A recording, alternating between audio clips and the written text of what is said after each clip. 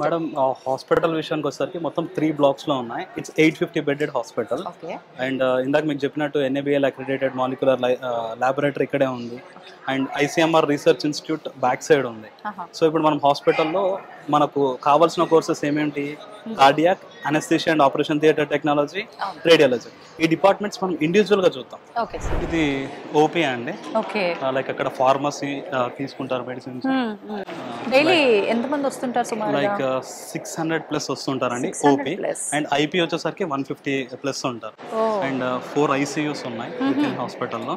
And ambulance service కూడా ఉంటుంది ఇప్పుడు ఫ్రీగా. అవునా? అంటే ఒకవేళ ఏదైనా ఎమర్జెన్సీ సిచ్యువేషన్ లో వచ్చినా కూడా ఎమర్జెన్సీ డిపార్ట్మెంట్ సపరేట్ గా ఉంది మేడం. లైక్ ఏ బ్లాక్ లో ఉంటుంది అది. ఓకే. మనం అక్కడ కూడా వెళ్ళొచ్చు. తప్పకుండా. యా మేడం, BSc రేడియాలజీ గురించి మనం ఇందాక మాట్లాడాం కదా. ఈ BSc రేడియాలజీ అనేది MPC స్టూడెంట్స్ చేయొచ్చు, BPC స్టూడెంట్స్ ఇద్దరు చేయొచ్చు. Both are eligible. దీంట్లో వాళ్ళు CT స్కాన్ గురించి, MRI గురించి, అల్ట్రాసౌండ్ కానీ, న్యూక్లియర్ మెడిసిన్ వీటి గురించి చదువుతుంటారు. లైక్ అంటే లైక్ ఒక్కొక్క దానికి ఒక్కొక్క డిపార్ట్మెంట్ ఉంటుంది. ఎక్స్రేకి సపరేట్ గా, MRIకి సపరేట్ గా, CT స్కాన్ కి సపరేట్ గా, అవన్నీ మనం కవర్ చేస్తూ వెళ్దాం.